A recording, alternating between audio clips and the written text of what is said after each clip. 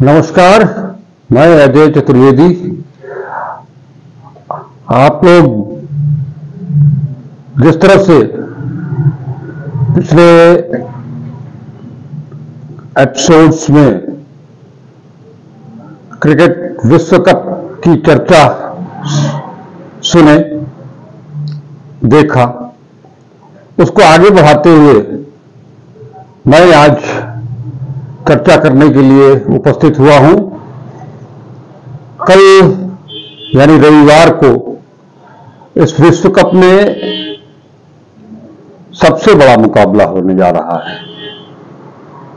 इस मुकाबले पर पूरी दुनिया की निगाह टिकी हुई है। ये मुकाबला है भारत और न्यूजीलैंड का। वो न्यूजीलैंड जिसके बारे में ये बताया जा रहा है कि पिछले 2 दशक से उसका परफॉर्मेंस भारतीय टीम के खिलाफ बहुत बेहतर रहा है, खासतौर पर एक दिवसीय क्रिकेट में। उसके अलावा अगर हम बात करें न्यूजीलैंड की कि उसने क्या क्या भारत को सेटबैक दिए हैं, तो वो किसी से छिपा नहीं है। पिछला विश्व कप जो इंग्लैंड में हुआ था, बहुत अच्छा प्रदर्शन कर रही थी भारतीय टीम, लेकिन सेमीफाइनल में न्यूजीलैंड ने भारत को हरा दिया। टेस्ट क्रिकेट का वर्ल्ड कप हुआ, उसमें भी न्यूजीलैंड ने भारत को मात दी। ऐसे में ये मैच बहुत ही क्रूशियल मैच होना है। ये मुकाबला होना है धर्मशाला के विकेट पर, पहाड़ियों के बीच, हिमालय के बीच। मैदान छोटा है, मौसम बदल चुका है काफी हद तक। ऐसे में धर्मशाला में सर्दी भी होगी, ओस भी गिरेगी, ठंडी हवाएं भी चलेंगी। ये सब कुछ बहुत ही एक क्रिकेट जैसे खेल के लिए बहुत मुफीद मौसम है। लेकिन ये जो मौसम है वो न्यूजीलैंड के खिलाड़ियों के लिए ज्यादा मुफीद है बनिस्बत भारतीय टीम के। एक तो भारतीय टीम का ट्रैक रिकॉर्ड पिछला, उसके बाद फिर धर्मशाला का विकेट। वो विकेट भी ठोस विकेट है, जहां बाउंस भी मिल रहा है, निश्चित सीम भी मिलेगा, स्विंग भी मिलेगी। और खास तौर पर न्यूजीलैंड की बात करें तो जिस तरह से न्यूजीलैंड के मीडियम पेस बॉलर या फास्ट बॉलरों की बात करें तो पिछले मैचों में मैट हेनरी ने बहुत अच्छी पिछले अब तक के जो 4 मुकाबले न्यूजीलैंड ने खेले हैं, अच्छी बॉलिंग की है। अब तक वो पूरे टूर्नामेंट में 9 विकेट ले चुके हैं 4 मैचों में। उसके अलावा अगर हम बात करें तो लेफ्ट आर्म तेज गेंदबाज बोल्ट भारतीय टीम के लिए घातक साबित हो सकते हैं, खास तौर पर कप्तान रोहित शर्मा के लिए। बाएं हाथ के तेज गेंदबाज ये दुनिया के किसी भी देश के हों, वो अच्छी तरह से जानते हैं कि रोहित शर्मा बहत्थे गेंद फास्ट बॉलर्स की अंदर आती हुई, तेजी से अंदर आती हुई गेंद पर थोड़ा असहज होते हैं।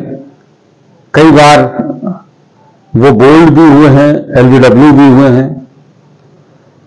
तो ये जो 10 बोल्ट भारत के लिए परेशानी का सबब बन सकते हैं।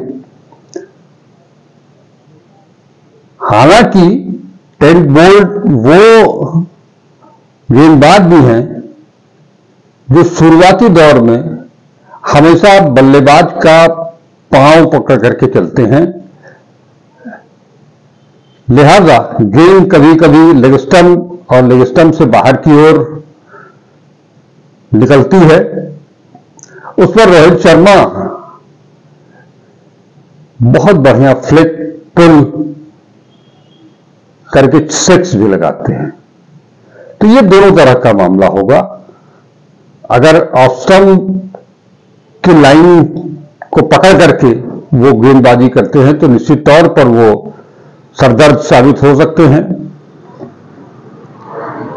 अन्यथा अगर वो पैर को पकड़ करके बहुत देर तक चले या शॉर्ट ऑफ लेंथ गेंदबाजी की तो वो बहुत परेशान करने की स्थिति में नहीं होंगे।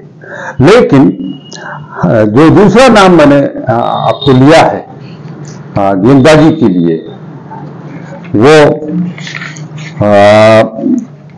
हेनरी बहुत अच्छी बॉलिंग कर रहे हैं। उनकी गेंद बहुत अच्छे से लहरा करके बाहर भी जा रही है, अंदर भी आ रही है। और उनके अंदर एक खासियत ये भी है कि विकेट को पढ़ करके अपनी लेंथ को बहुत तेजी से एडजस्ट भी कर लेते हैं। इनको थोड़ा संभल करके खेलना पड़ेगा। वही सेंटेनर, हमको नहीं लगता है कि इस मुकाबले में इस विकेट पर वो बहुत ज्यादा सफल होंगे। लेकिन हाल के दिनों में भारतीय उपमहाद्वीप की टीमों, भारत, पाकिस्तान, श्रीलंका, इनकी बैटिंग को जहां तक देखा गया है, इनकी सबसे बड़ी कमजोरी जो सामने आई है कि वो स्पिनर्स के खिलाफ ज्यादा परेशान हो रहे हैं। वो चाहे इंग्लैंड के बॉलर हों, चाहे न्यूजीलैंड के बॉलर हों, चाहे ऑस्ट्रेलिया के बॉलर हों, वो स्पिनर्स पर फंस रहे हैं। लेकिन ये हो सकता है कि जिस तरह का मौसम इस समय है और जिस तरह से भारतीय विकेट बनाई गई है नई, उसमें गेंद कुछ रुक करके आ रही हो, इसकी वजह से ऐसा हो। लेकिन ये हो रहा है तो इस कमजोरी को भी समझना पड़ेगा और उसके हिसाब से हमको बल्लेबाजी करनी पड़ेगी। वही आपको बता दें कि न्यूजीलैंड की टीम में कप्तान विलियमसन इस बार नहीं होंगे। उनके पिछले मैच में उनके हाथ में फ्रैक्चर हो गया था अंगूठे में। वो फिलहाल इस वर्ल्ड कप में आराम कर रहे हैं। तो टीम का नेतृत्व लॉथम करेंगे। लॉथम बहुत अच्छे बल्लेबाज भी हैं। उनके अलावा उन्होंने अब तक 121 रन बनाए हैं। और बात करें तो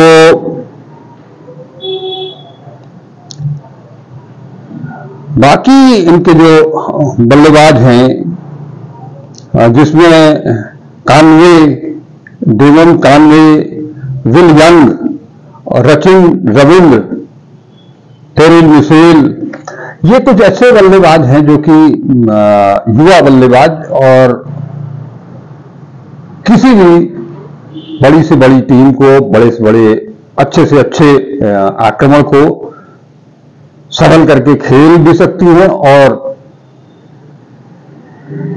उन्हें छक्के के लिए बाहर भी भेज सकती हैं।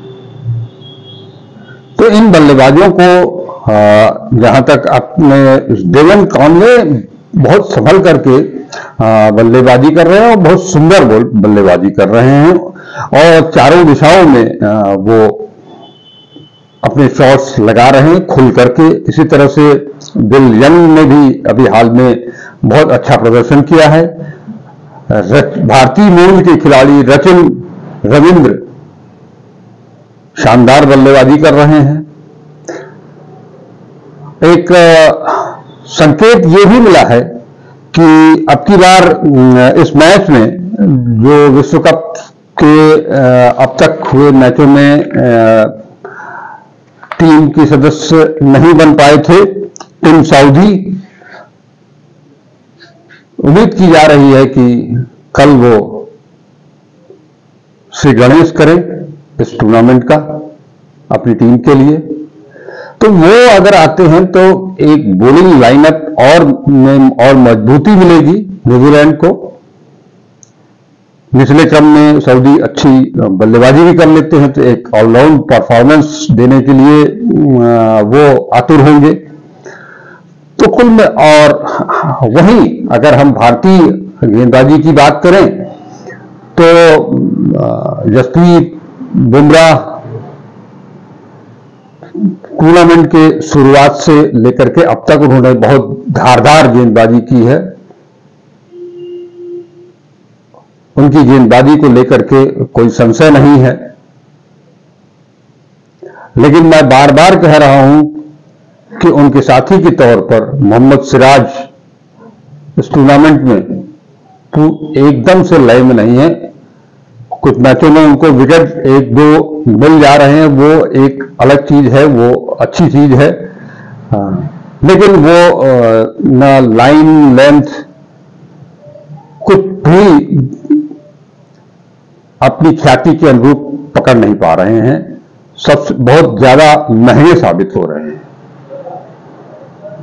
ऐसे में कल जब भारतीय टीम अपने महत्वपूर्ण मैच के लिए धर्मशाला के विकेट पर उतरेगी, तो जैसे न्यूजीलैंड की तरफ से उनके कप्तान नहीं खेल पा रहे हैं फ्रैक्चर के चलते, वैसे ही भारतीय टीम में की ओर से उनके उप कप्तान हार्दिक पांड्या पिछले मैच में घायल हो चुके हैं, वो इस मैच के लिए उपलब्ध नहीं होंगे। इसलिए ऐसे में टीम प्रबंधन के ऊपर सबसे बड़ी चुनौती होगी कि हार्दिक पांड्या की जगह किसे टीम में शामिल करें, क्योंकि एक ऑलराउंडर का जाना, हार्दिक पांड्या और रविंद्र जडेजा के रूप में जो दो बेहतरीन ऑलराउंडर हमारे हैं, उनके चलते ही हमारी टीम अभी तक वेल बैलेंस्ड रही है। लेकिन अचानक एक मैच में, पिछले मैच में भी वो महज पूरा ओवर अब भी अपना पूरा नहीं कर पाए थे, विराट कोहली को 3 गेंद फेंकनी पड़ी थी, उसके बाद से वो लौट करके मैदान में नहीं आए। ऐसे में इस क्रूशियल मैच के लिए टीम क्या एकादश चुनी जाएगी, ये एक बड़ा चुनौतीपूर्ण कार्य होगा। हालांकि मुझे नहीं लगता कि अब तक टीम प्रबंधन इस पर कुछ चिंतन नहीं किया होगा या विचार नहीं किया होगा। हमको लगता है कि वो इस मैच के लिए अपना व्यू पूरी तरह से पक्का कर चुके होंगे।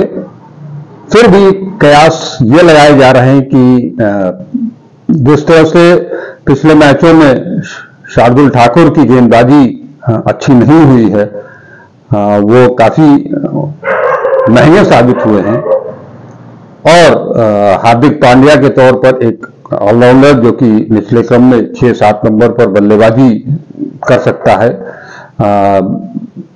विस्फोटक अंदाज में, उस तरीके से तो उम्मीद यह लगाई जा रही है कि बॉलर के रूप में शार्दुल की जगह शमी की वापसी हो और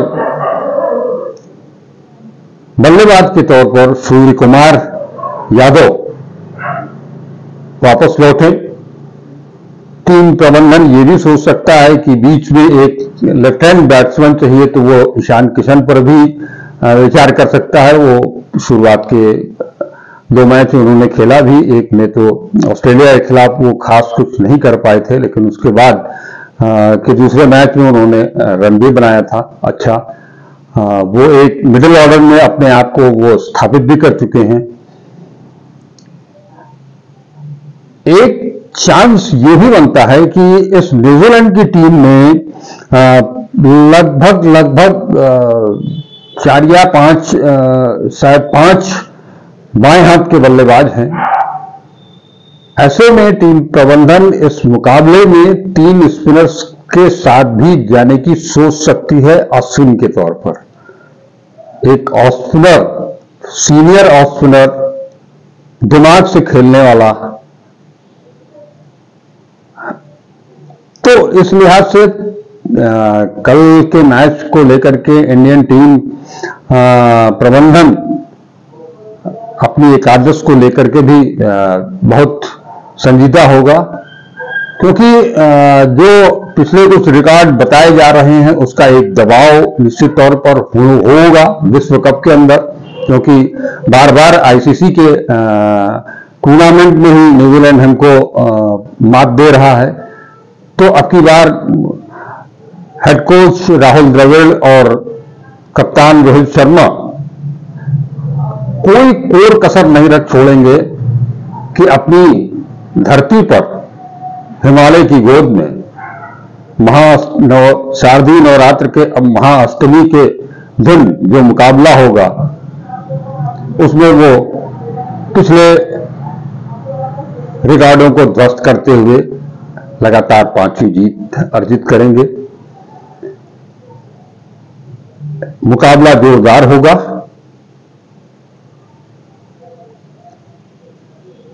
अभी तक मेरे हिसाब से दोनों टीमों के लिए बराबर के चांस हैं, लेकिन उम्मीद करते हैं कि जिस अंदाज में